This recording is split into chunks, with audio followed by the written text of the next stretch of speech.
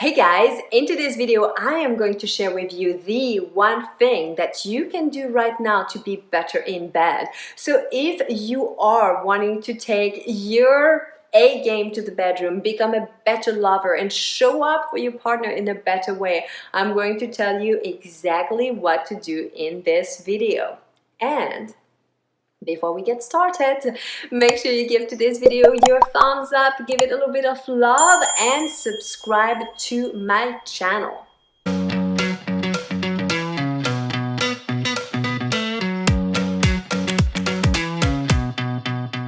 What's up, YouTube? We've got something fun and exciting for you. Thanks to our generous sponsor at ANEROS, we've got two prostate massager to give away to 2 lucky winners, and it could be you. That's right. To qualify, just go to CelineRemy.com/giveaway during the month of June and sign up for our email list. That's all you have to do. Give us your email. You are 1 email away to a prostate massager. Alright, so when it comes to what you can do in the bedroom, a lot of people are always thinking, oh, what is the tip, the trick, the thing, the finger move, the tongue move? But really, it's nothing to do with things that you can do on your partner. It has a lot to do with what you can do within yourself. So if you want to have stronger orgasms, if you want to feel more pleasure, if you're a guy and you want to have more control over your ejaculation and have stronger erections, and if you are a woman and you want to have stronger orgasms and increased pleasure, then you need to understand your pelvic floor muscles. So most people have heard the terms Kegels because just a single Google search will give you a ton of things that you can do. But here's the thing, most people do Kegels totally wrong, and it does not serve them properly. So your pelvic floor muscles, I want you to imagine them kind of like as a butterfly or a ring that goes between your genitalia and your anus, and when you are squeezing them, you are creating this tone in your pelvic floor muscles. Now, when you have an orgasm, when you feel your orgasm, what are orgasms? It's basically a rhythmic contraction of your pelvic floor muscles and then some hormones that are released in your body. But the stronger your pelvic floor muscles, the stronger your orgasms. So if you want to be better in bed and you want to have stronger sensations, you have to have dexterity with your pelvic floor muscles. So here's how it plays out. If you're a guy, if you have strong pelvic floor muscles, then you can have so much more control and last longer. If you are a woman with strong pelvic floor muscles, you have dexterity and you can start to massage his genitals with your muscles and create a whole new world of sensations.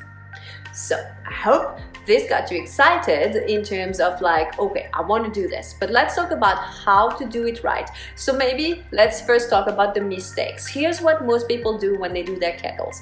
They contract everything. They contract their glutes, or they contract their thighs, or their abs, and you need to isolate your muscles. The only thing that should be moving are your pelvic floor muscles. I don't want to see your eyebrows, your face, or anything else. That's not what this is about. You want to isolate, baby. Isolation is key, okay?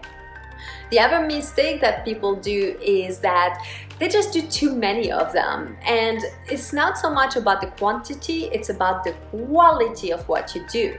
And so just because you read I should do 200 reps of my Kegels, it's not going to serve you. So think about it more as I want to do and milk this really well and do it really well, because again, it's the quality, not the quantity, okay? So let's talk about the best positions now to stimulate your pelvic floor muscles.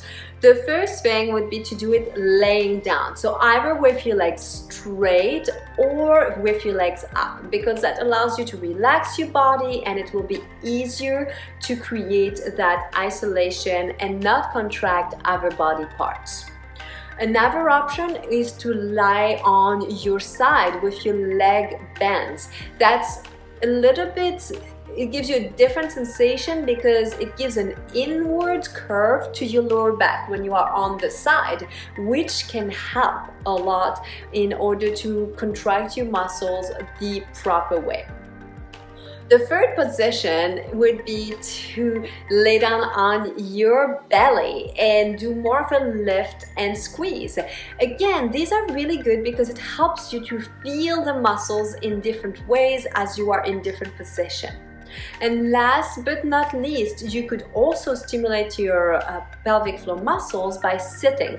And the proper way to sit is sitting with your feet apart, slightly leaning forward, and lift your chest with your natural curve of your back. So if you are all slumped, your pelvic floor muscles are not going to move well. This is a really bad posture. A lot of people sit like this. Your diaphragm is compressed, your pelvic floor muscles are like tucked in. It's not gonna work well. So you want to have your feet flat, legs, feet slightly apart, slight lift up the chest, and lean forward with that nice curve in the back. That's one of the best way to do this, and it's going to help you have a better posture too, so that's really good. So now that you know what not to do, so remember, you want to isolate, you don't want to contract other body parts, you know how to do it the best position. Let's get into, well, how do I do Kegels then? Because you don't want to do too many, right? So you always want to start with 1 or 2 Kegels, focusing on the technique until you have it down. Once you've got this, you don't need that many sets. What you want is you want to work your way between 8 to 12 Kegel exercise, okay? There are multiple ways to do that. I'm going to just show you a simple one right now. One of the things you want to do is you want to have up to a 10-second hold. The hold is where the strength comes in. But then you also want to have a rest of 6 to 10 seconds. Most people just focus on their contraction and not on the relaxation. But a Kegel is both the contraction and a relaxation. So the way you're going to do this is you can slowly, as you are inhaling, contracting your muscles and imagining that it's like an elevator, like you're bringing your pelvic floor all the way up into your belly button. And you can hold here. Hold for these 10 seconds, just holding this, keep holding, you are doing good. And then exhale slowly, slowly, allowing your muscles to relax and melt. And just give it a few seconds of rest. Notice your sensations. Maybe there's some warmth, maybe there's some tingle, and then do that and repeat this 8 to 12 times and you've got it. So if you master your pelvic floor muscles, that is the one thing that's going to help you be better in bed, way more than any other tricks, because when you master your body and when you feel your body, you can also feel your partner's body and you can read what's going on in their bodies.